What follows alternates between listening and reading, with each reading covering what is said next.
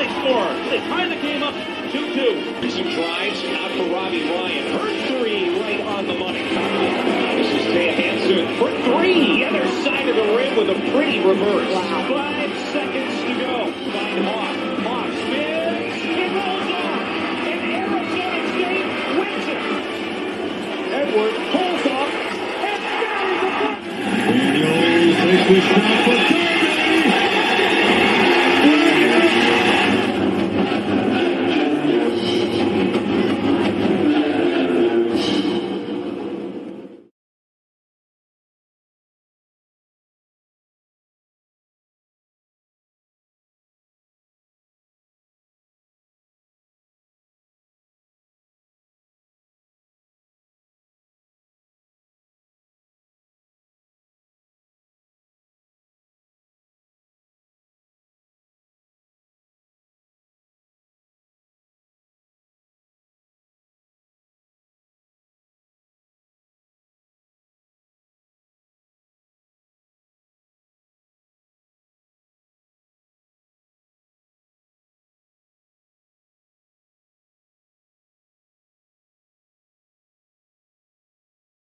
Welcome into Pitchfork Lunch. Yes, it is that time of day. I am Michael Carrotino at Diablo00 on Twitter, as you can see, is where you can find me. The show is live there, also Facebook, and you know it, Pitchfork Lunchers, YouTube. Subscribe to the YouTube channel. Had very awesome interviews, and there's 2 on there that you could definitely go back and check out. Well, you should check out all of them, nonetheless, all of them. But, and I'll get to that in a second. But the YouTube, it's at M as in Michael, V as in Victory, C as in Cat, 005 on YouTube, at MVC005 on YouTube. Subscribe. Like the shows, watch the shows, add it to the binge list of shows over the holiday. I mean, holiday, obviously, it is the holiday season. And you can definitely enjoy it because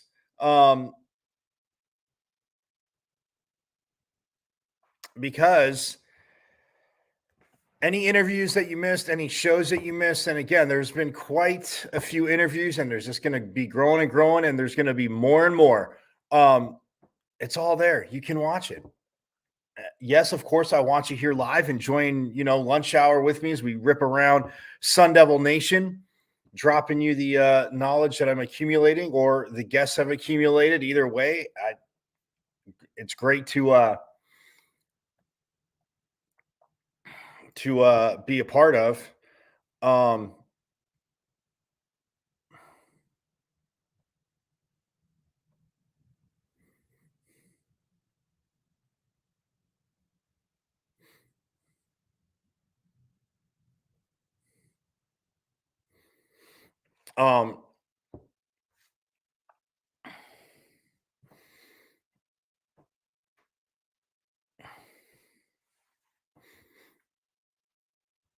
But yeah, I mean, it's easy to do. You can binge it, you can catch up.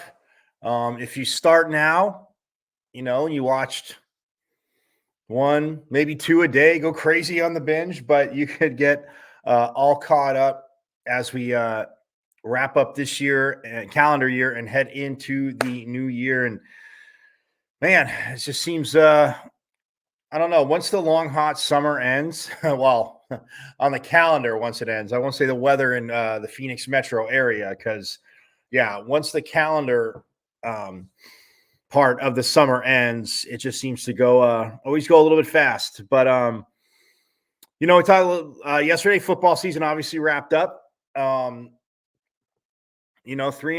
and the coaches are right back at it. So that's that. But the exciting thing today, and I said you could go back and check out 2 of the interviews as I'll give you a hint, Pitchfork Lunchers. Come on, hit me up, be interactive, hit me up in the comments here or on Twitter at Diablos00.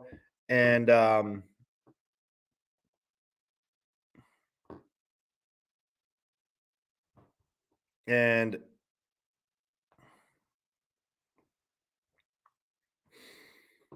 Yeah. I'll give you a hint. You can hit me up on Twitter at Diablo00, and when we you'll be the insider, the in the know insider. No, but he was the first coach to come on from any ASU sport. He has been on twice, two times, twice. And many of his players have been on. Got the answer? Yes, it is JJ Van Niel of Sun Devil Volleyball, who has won Pac-12 Coach of the Year, and it is extremely well deserved.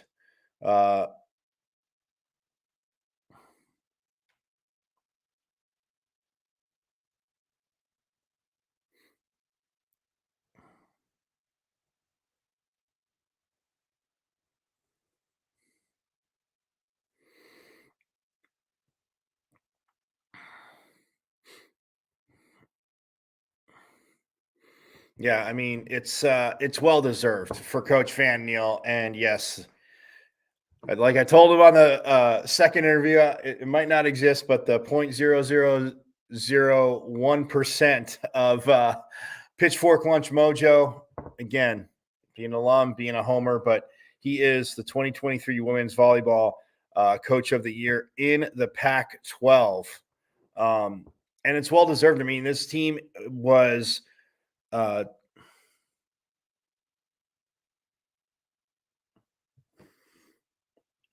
Was 26-6, as you know. This is the first time the team has been over 500 since 2019, 2020. And they were, in the 2019, 2020 season.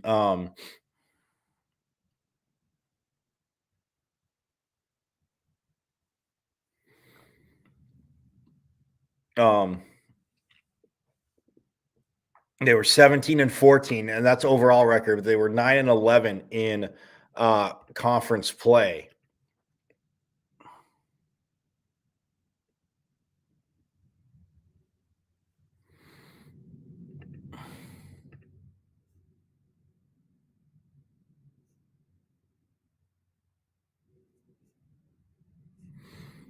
I mean, this is a team in 2017 and 2018. Again, they did have some injury, some transition, but did not win a conference game. They were 0-20 in conference and 10-22 overall. I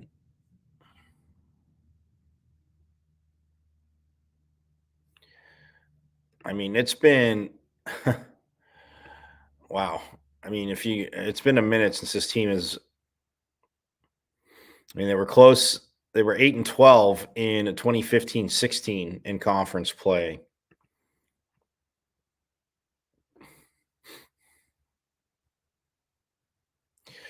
And in 2014 and 15, they were 9-11. So, I mean, like it's, and then in 2013-14, they were 8-12.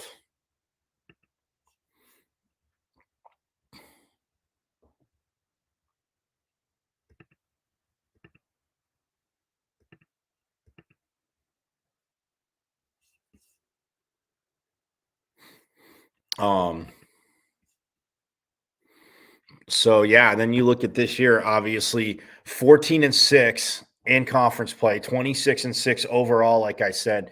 But even in having them on at the beginning of the season, and again, if you missed that first interview, you can subscribe to the good old YouTube channel at MVC005 on YouTube. Yes, you can subscribe to that.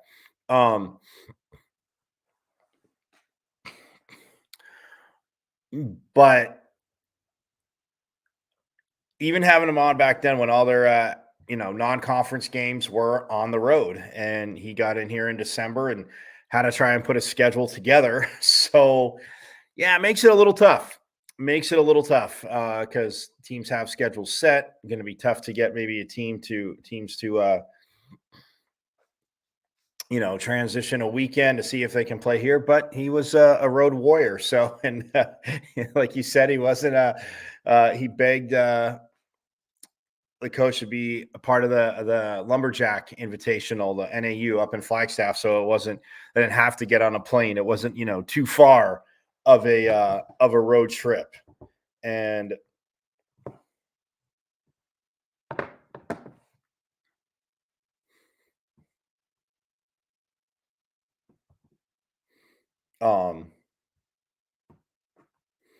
yeah, it wasn't too far of a road trip,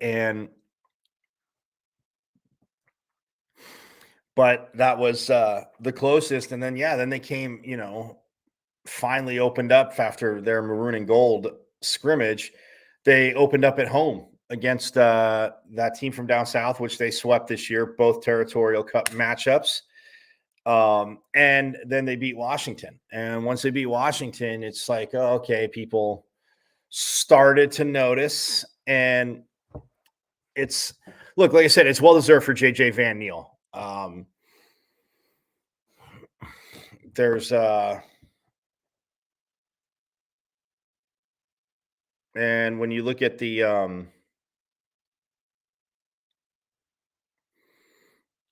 award, all the awards were announced.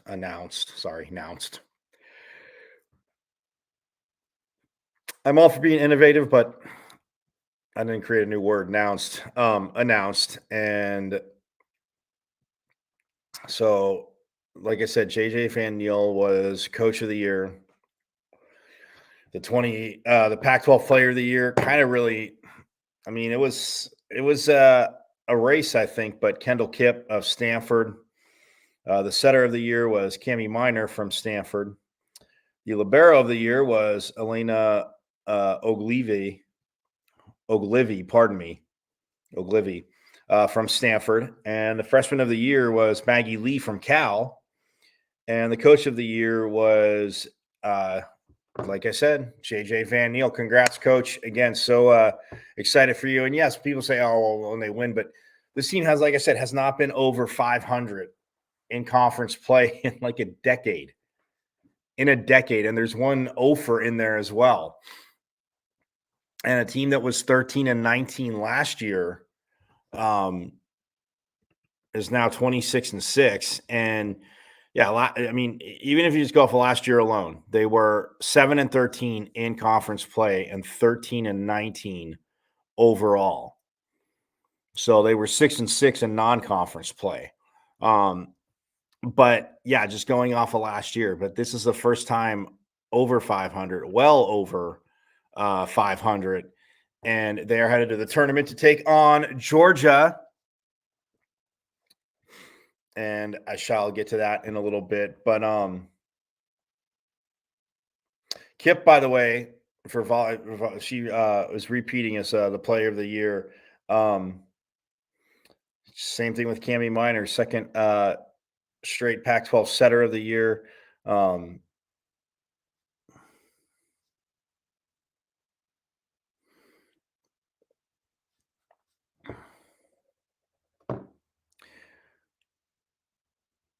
And this is the second time that since the Setter and Libero Awards were introduced back in 2011 when the conference expanded to 12, that Stanford has swept both honors.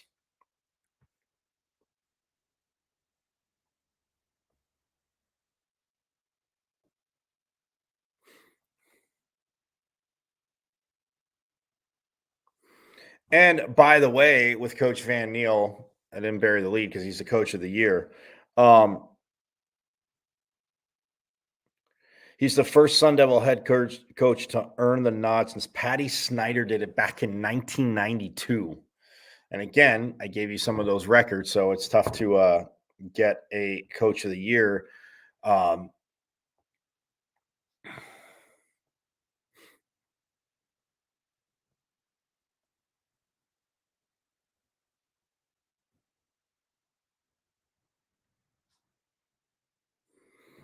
Debbie Brown for ASU. Patty Snyder won it twice, by the way, 92, but also in 1990. And Debbie Brown was, Pac-10 Coach of the Year in 86.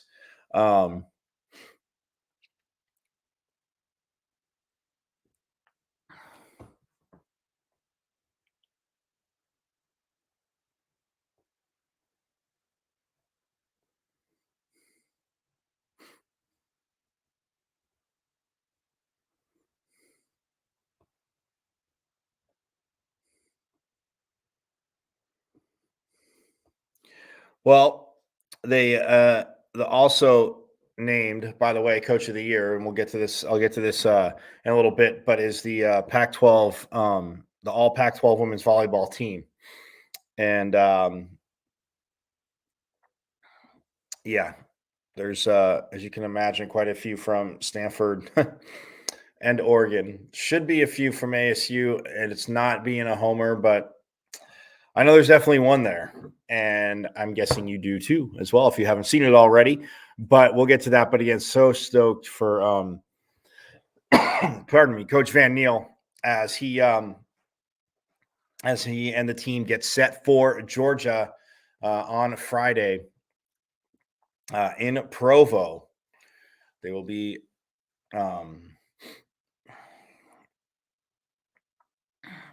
will be playing Georgia, like I said, in Provo. And the first round of the tournament, yes, they are in the Stanford quarter. They could meet up with the Cardinal in the Sweet 16. The rubber match of the season, Stanford 1-3 up in Palo Alto. The Sun Devils, as you know, from being here on Pitchfork Lunch, 1-3 in Tempe.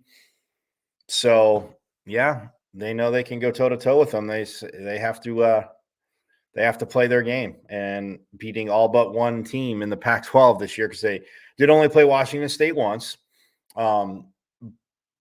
But Washington State, obviously a good team, headed to the tournament as well, ranked in the top 25 pretty much most of the all season. And it's an exciting time, to say that. But yes, hats off to Coach Van Niel on Coach of the Year. Basketball wise, the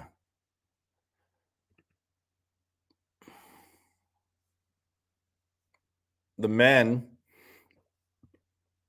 they play tomorrow as they are playing Sam Houston. They have that game tomorrow, and right now they are 3-2 overall. The number 2 team in the country is that team down south. Yes, they are 6-0 overall. Have a road win at Duke already. And yes, and then Colorado is 5-1, as is Washington State. And then we have a few teams at 4-2, which are Oregon, UCLA, USC, and Utah. And then both ASU and Washington are at 3-2. Oregon State is at 3-3. Stanford at 3-4, and then Cal at 2-5. But yes, Arizona looking to obviously picking up where they left off last year. But for ASU, like I said, 3-2 overall, and they, for Coach Hurley again,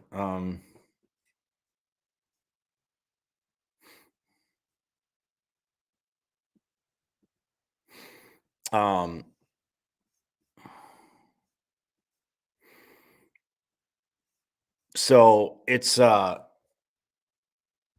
ASU and Coach Hurley, I mean, playing at home again, that matchup against BYU was not pretty.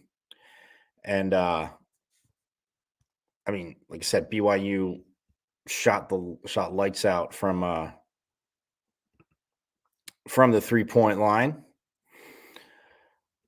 But you know what? They rebounded, like I said, talked about yesterday, against Vanderbilt, and they needed that. and Gaffney got hot from the 3-point line. And, with with anybody, shooting a 3-pointer, yes, in this day and age, but if you're, this team can get to the hoop. Frankie Collins at point guard wants to drive the ball to the hoop, which is, again, a very awesome thing.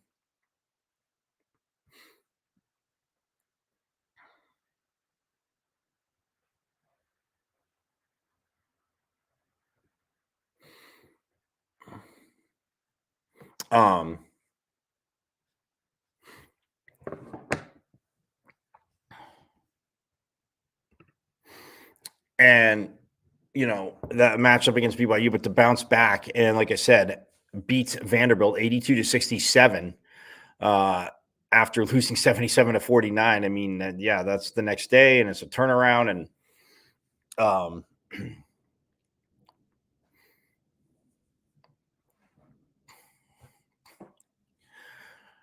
but with that being said, and I said, Gaffney did shoot. He shot 5 of 7 from the 3-point line, but and Frankie Collins can get to the rim, and actually will be getting some sound from Coach Hurley today prior to this game against Sam Houston tomorrow at 7.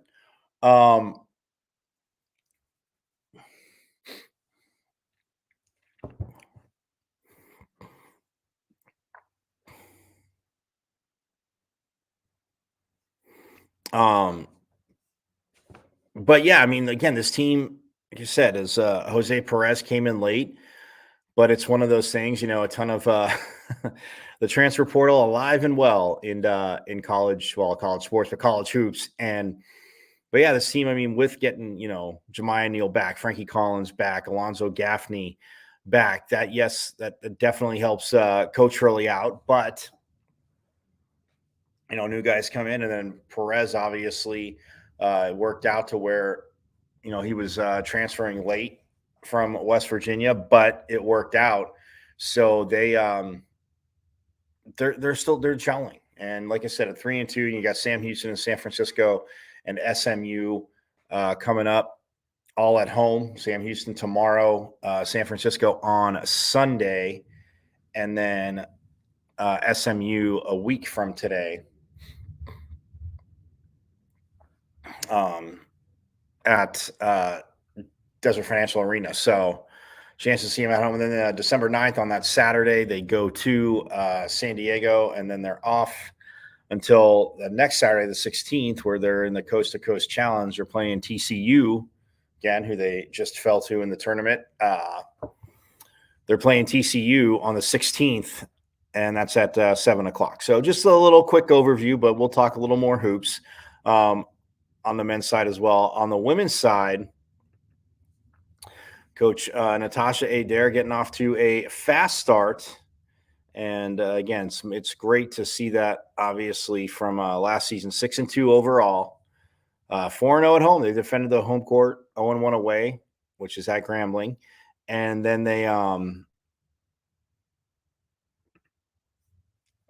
2-1 on neutral site. And again, they took a thumping to a very good Texas team. Again, 84-42. They beat South Florida, like I said, yesterday, 66-49, and then beat High Point in the last game of the U.S. Virgin Islands Paradise Jam, which they played in. And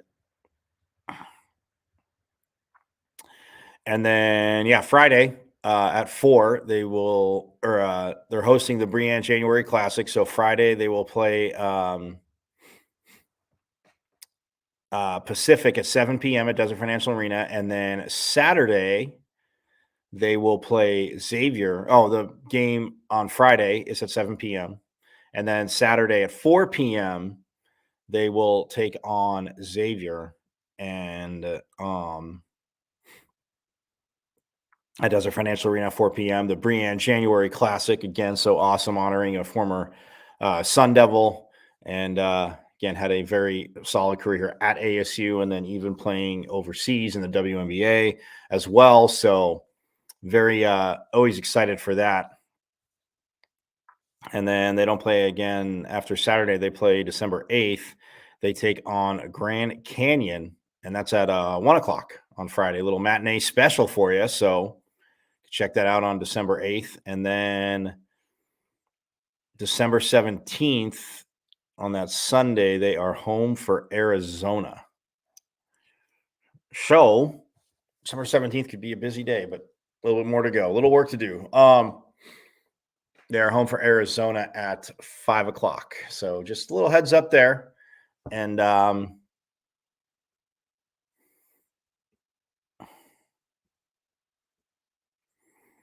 And then they wrap up non-conference playing Fresno State in the Jerry Colangelo's Hall of Fame series, and that's Wednesday at noon.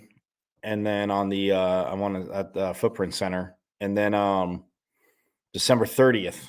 So then they have that off, and then December 30th they play Santa Clara at Desert Financial, and then they start Pac-12 play, and they get to open up in Tempe against Colorado or Utah first on January 5th, and then Colorado on the 7th. And then they become road warriors. They hit the road for the Oregon schools. And then the next weekend after that, they hit the road for the Washington schools. So they're knocking out the Pacific Northwest in back-to-back weekends. But yeah, just a little heads up there. And kind of like it is a bummer with no Ty Skinner. We had Coach Adair on. Again, if you missed it, you know where to go. YouTube, subscribe to the channel at MVC005. So, yeah, more coming up. But we're going to step aside. When I get back, we'll talk more volleyball, their matchup against Georgia, plus, obviously, J.J. Van Niel. Shout-out, Coach, from me here at Pitchfork Lunch, all of us Pitchfork Lunchers. Shout-out to you, a well-earned, earned and deserved honor being the Pac-12 Coach of the Year. And I will get to, again, the matchup against Georgia, plus the all Pac-12 team and honorable mentions, because ASU does have quite a few in there at well-deserved, well-earned, I should say, by the Devils. And again, just such a deep conference, and we've seen the teams, and yeah, it's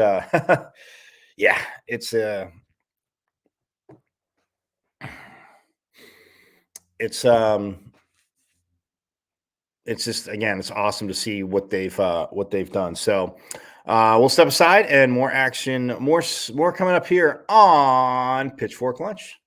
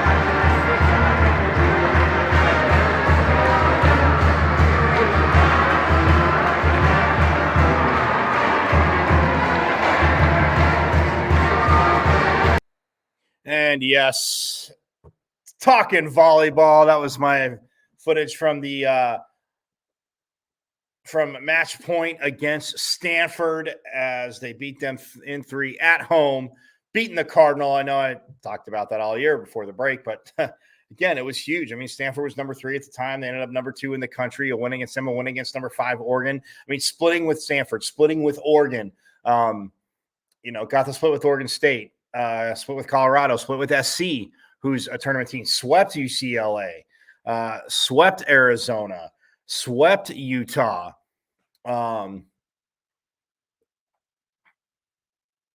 Swept Cal. So yeah, I mean, when you, like I said, when you sweep Arizona, well, and so they swept Arizona. They were 1-0 against, they played Washington once. And then they, so they swept Arizona, beat Washington, split with Oregon, split with Stanford, split with Oregon State,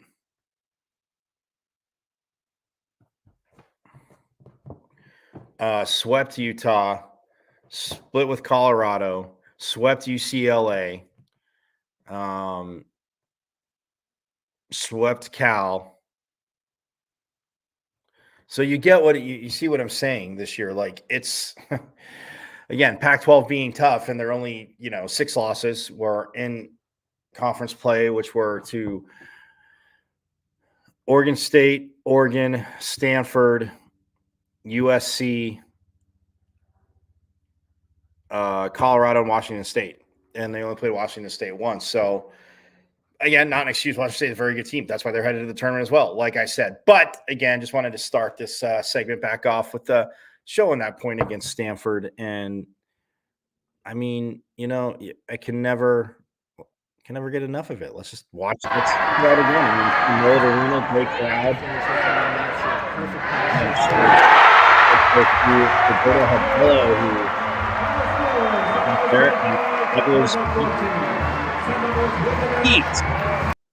The Cardinal in 3. So again, can never get tired of watching them play in general, because again, just the energy, like you said, what Coach Van Niel did this year and how the team responded. And yes, some freshmen coming in. I talked about Chili and Niel.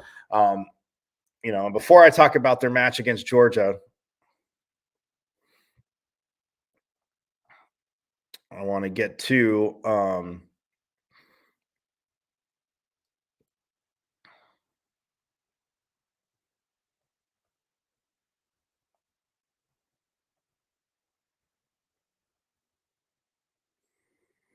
that the coach of the year. Oh, excuse me for 1 second. Sorry about that, pitchfork launchers. Full disclosure, had a sneeze, didn't want to really do it on camera. So anyway, but yeah, he got coach of the year. I already mentioned that. Kendall Kipp, Stanford pretty much swept the awards. Kendall Kipp, player of the year. The setter of the year is Cami Miner from Stanford, and then Elena Oglive from Stanford as well is a libero of the year. The freshman of the year went to Maggie Lee of Cal. And like I said, Coach Van Niel, coach of the year, forks up. Great job, coach. More work to be done, as I know is that. But the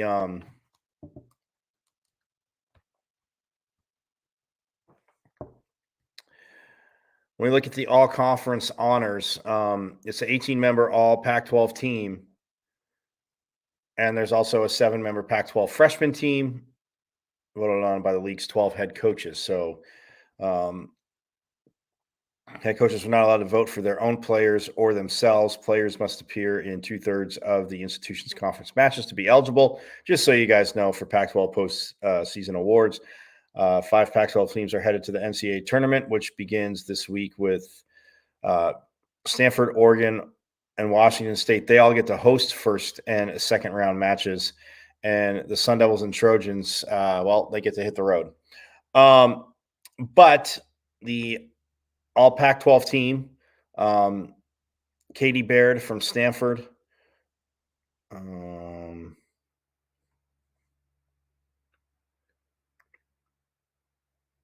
She is a four-time selection.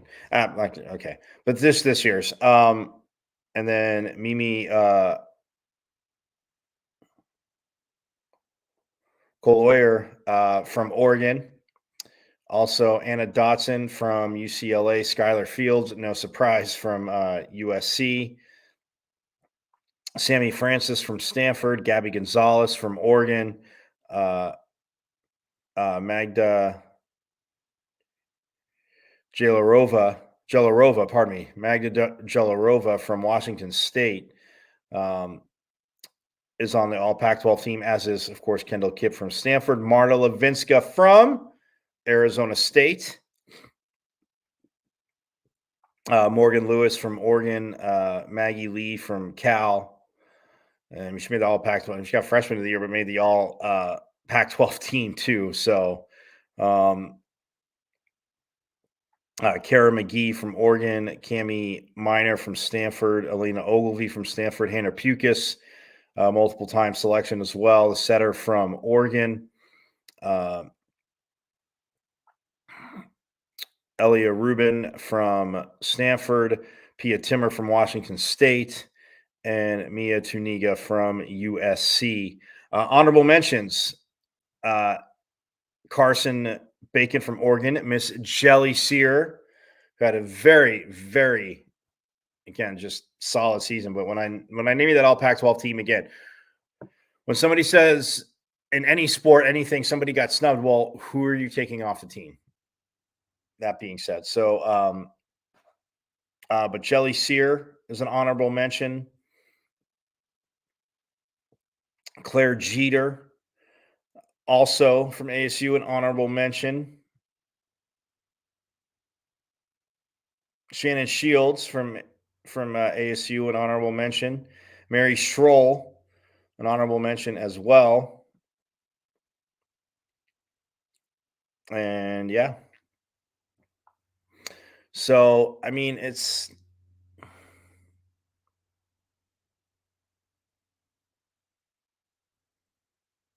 yeah, so four honorable mentions again there from ASU, and then the all freshman team, Kirsten Barton from Washington, who actually played at is from Chandler. Um, she made the all freshman team. Lily Dwinnell from Colorado, Cameron Gilbato from Utah, Maggie Lee from Cal, Kayla Payne from Colorado, Katie Wessels from Washington, and London YJ from USC. They made the all freshman team. So, again, congrats to all that did. Again, well, that earned it, I should say, because of their play. I mean, when you watch, again, this conference, it's, yeah, I mean, and the honorable mentions, obviously, for Jelly Sear, Claire Jeter, Shannon Shields, and Mary Schroll. Intricate part of what ASU did. Marta Levinska, I mean, the dominant season she had, again, over 500 kills this season. Fourth on the team in digs, third in aces. So yeah, first in kills, third in aces, fourth on the team in digs. So it's yeah, it's a well earned. That would be one nightmare group to take on. If they had a tournament, post tournament, it's a lot of volleyball. They're maybe a little bit tired, but if they took the tournament for the all conference teams, I think the Pac-12 would do very well. They'd win it all. Homer or not, I say they win it all. It'd be close, but they would win it all.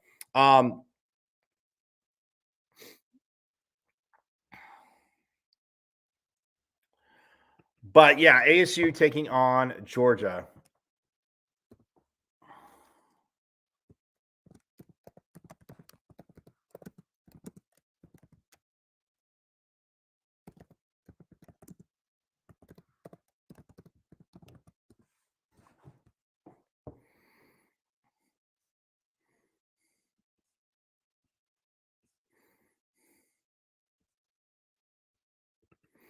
Um,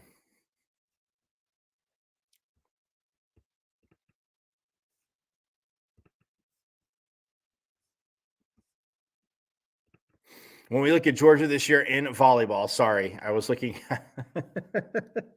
Oh, man. I cracked myself up.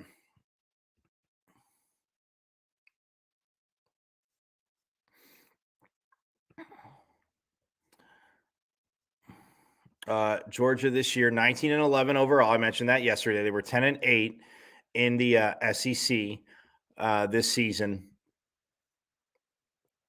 But you look at a quick look at their schedule. I mean, they opened up. They beat Clemson in 5. They beat UConn in 3.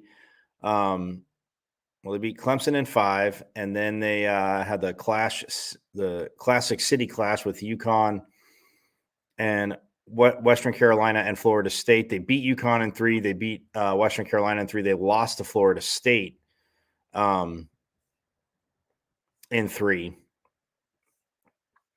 Then they played the Coastal Carolina tournament where they beat North Florida in 3. They lost to TCU in 3 and then beat Coastal in 4.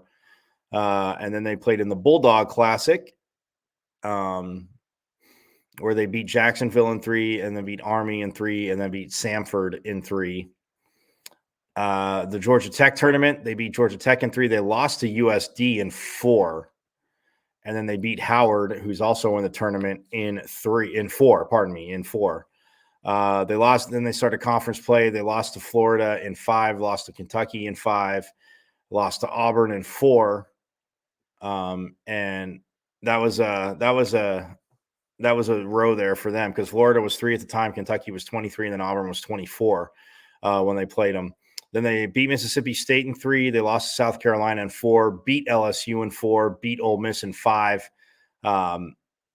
swept A&M, and then lost to Auburn in 5 after, took one more set off them.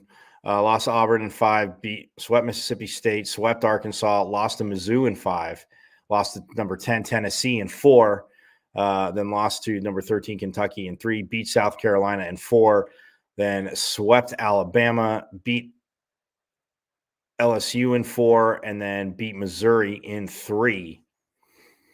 So, yeah, that's how they got to their 19-11. They're taking on ASU. Like I said, and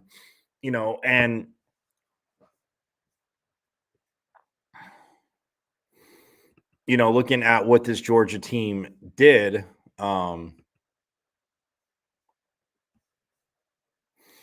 you look at their attack, they had 1,448 kills.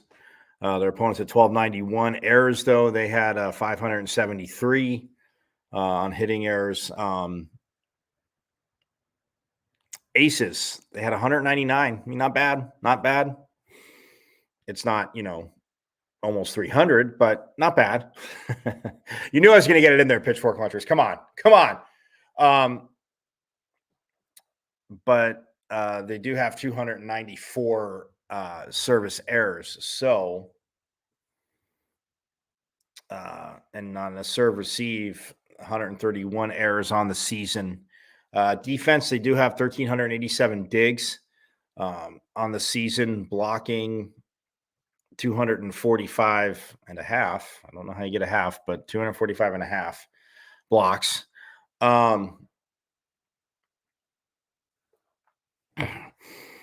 So, yeah, I mean, and then individually for Georgia, well, they have two big guns that they go. Sophie Fletcher had 458 kills to lead the team. And then Casey Evans had 349. And then after that, you get, still Estelle Haugen with 157. And Erica Staunton with 136. And Cece Gooch had 111 on the season. So like I said, 1,448. But yeah, for Sophie Fisher and Casey Evans, 458 said for Fisher, 349 for Evans. And Fisher, 45 aces, though, to lead the Bulldogs. So led them in kills and led them in aces with 45. Right behind her was Bailey Cox had 36, and then Casey Evans had 35, and Clara Brower had 34. Um,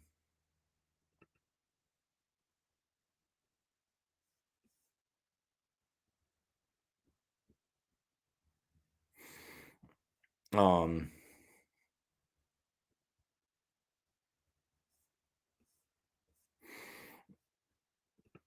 yeah, I don't think they're. I know Georgia. Oops.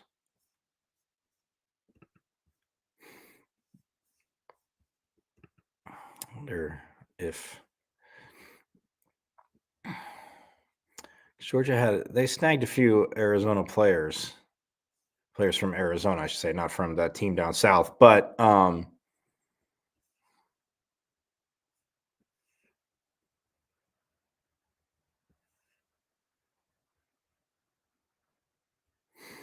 I mean, you got Fisher at 6'5", a middle blocker, so kind of like dealing with Oregon and Stanford a little bit. Um,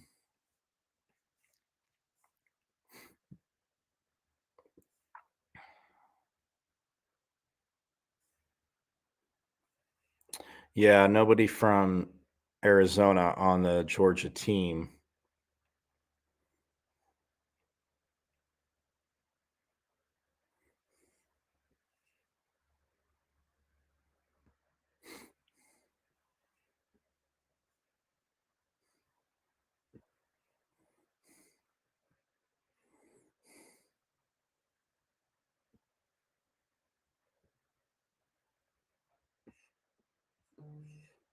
Yeah, but they again, as a team, and when you look at it, it's and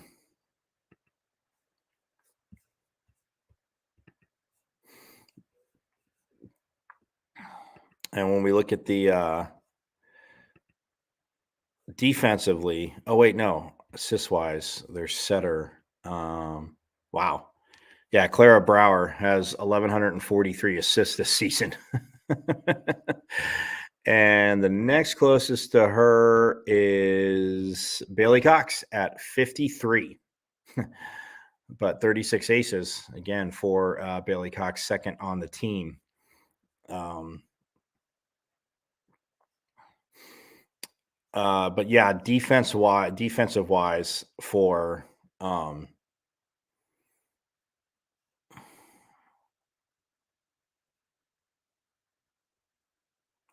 well, it's kind of spread around. Um, Bailey Cox has 287 digs to lead the team. And then Clara Brower had 261. Casey Evans had 234 to this point, has 234 to this point, and Mallory Downing has 208. And then even Estelle Haugen has 161. So, um,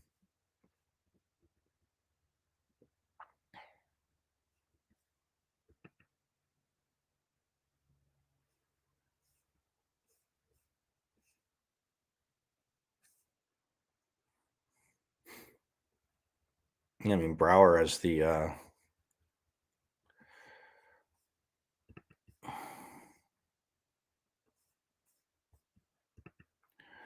but yeah, so that's and then blocks wise,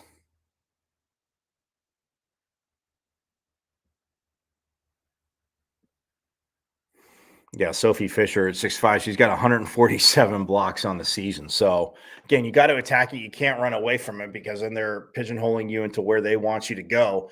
And it's team again 19-11. So this fast offense, how can it match up? Yeah, she led the team with 147, and then CC Gooch had 81 blocks this season.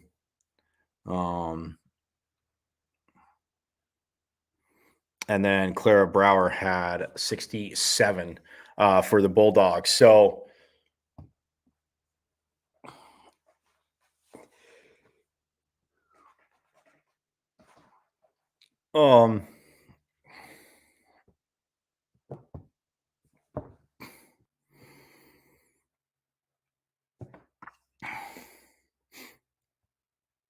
Yeah, so it's a Georgia team that, like I said, they've played ranked opponents, as has ASU, and I mean, let alone in their own conference.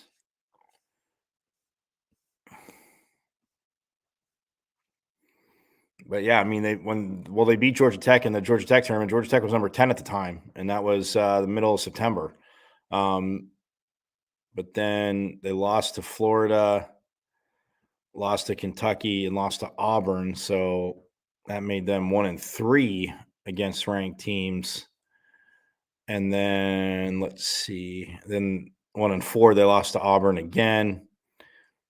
2-4 when they swept Arkansas, and Arkansas was number 8 at the time. And then 2-5 with the loss to Tennessee, 2-6 with another loss to Kentucky.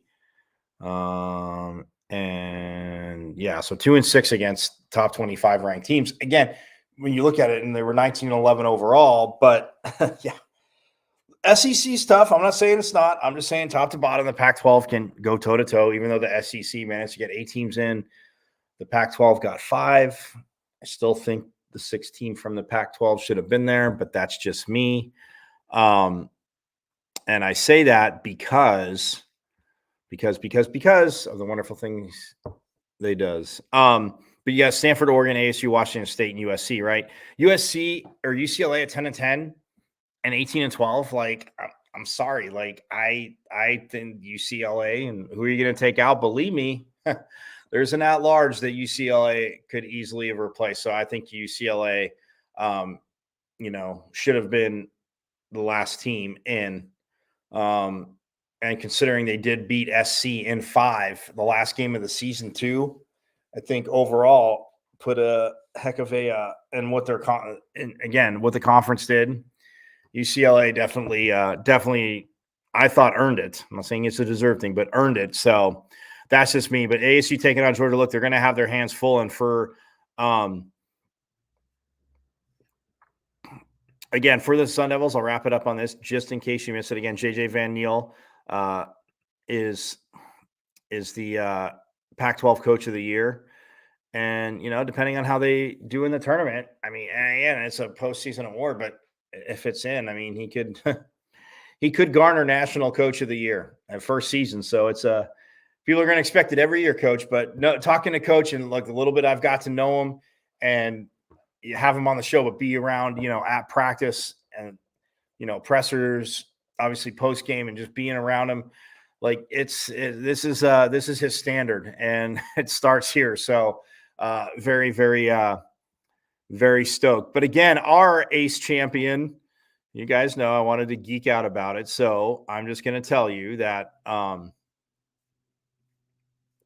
before we move on to two hoops, our ace champion for the regular season goes to, drumroll, with 42, Mary Schroll. But Claire Jeter, man, the last 3 matches, I mean, all season long, you don't get to 40, but I'm just saying, like, she made a charge. So Schroll finished with 42. Jeter finished with 40. Marta Levinska, third with 38, edging Shannon Shields by 1, who had 37. Jelly Sear had 33. So when you talk about serves and the emphasis, and coaches said it over and over again, people are like, man, that's all. You say, man, that's all he talks about a lot. Like, the fact that they can dictate the serve and the efficiency and power with what they serve. And then even to get somebody like Jillian Niel, again, a freshman who about, like I said, a quarter of the way, almost halfway through, probably a quarter of the way through conference play, started coming in as a serving specialist, a freshman. She finished with 16.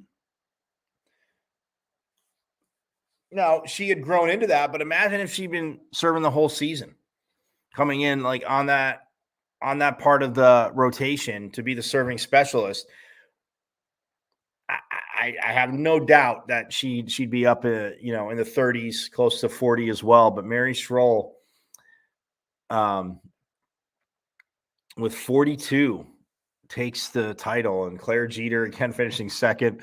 Marta Levinska third, who was in first at one point, tied for first, and again Shannon Shields with 37. But you look at that, and to have 2 over 40 and then 3 over 30. Like, that's just 228. Like I said, that's obviously 29 more aces on the season. And man, it's just that is one part of the game I love. And when you think of the service errors, I mean, the more you serve, obviously the more you're going to have. I mean, Mary Schroll, 58 service errors. Marta Levinska, 49. Shannon Shields, 31. But I mean, that was, +6 for her. Jelly Sear had 38. Claire Jeter had 39. But the amount that you're acing, I mean, 228. 8 sets. 8 sets. That's 2 matches. And I've said this a million times, but that's 2 matches alone, one on ace points, ace on ace serves. Like, when you build that much up, yes, you're going to have a very, very, very good team. So, again, very, very stoked for this volleyball team. Again, you can check that match out.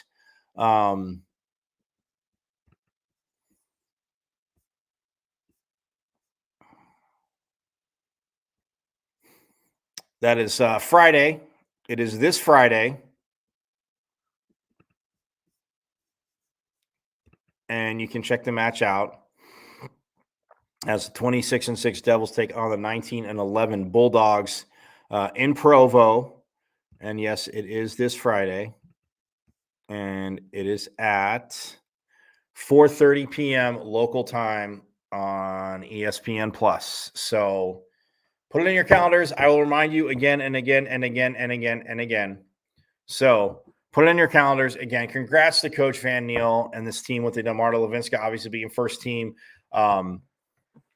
Jelly Sear, Shannon Shields, Mary Schroll, and Claire Jeter for being honorable mentions as well in Pac-12. Again, don't forget that game is Friday. Hoops for hoops, everybody. Don't forget the men play tomorrow against Sam Houston. And then the women, they get back on the court after coming back from their wonderful Thanksgiving trip. They were 2-1. Again, like I told you, tough loss to Texas. But beating South Florida and High Point, and they will be back on the court Friday as well, December 1st at 7 p.m. again. So you can check out the volleyball matchup against Georgia, root the Devils on to victory, and then you can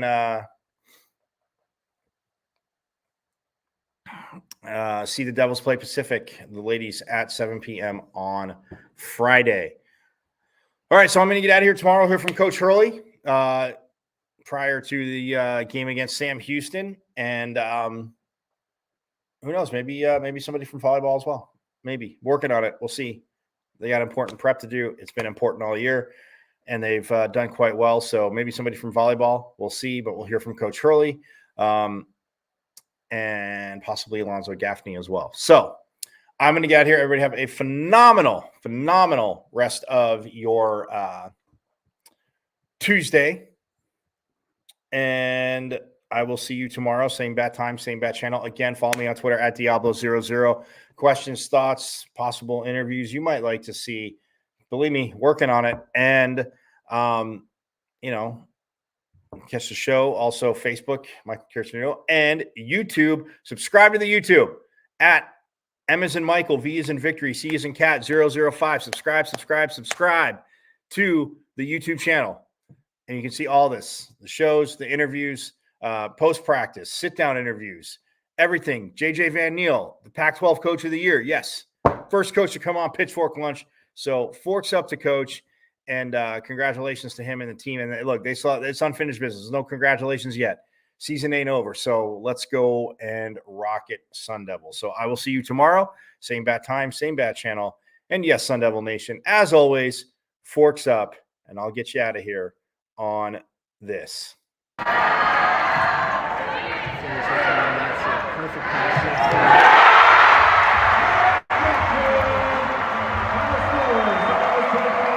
Number 14,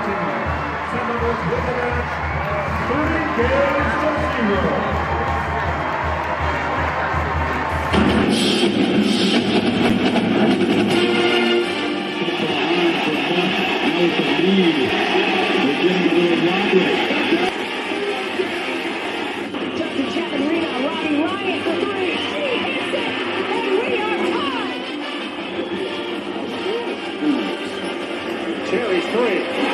Johnny Walker. Matching up against control. His shot. Bruce score, they score. They tie the game up 2-2. Some drives out for Robbie Ryan. Her three right on the money. This is Taya Hansen for three. Other side of the rim with a pretty reverse. Wow. 5 seconds to go. Find Hawk. Hawk spins. It rolls on. And Arizona State wins it. Edwards pulls off and buries the puck. Niel takes his shot.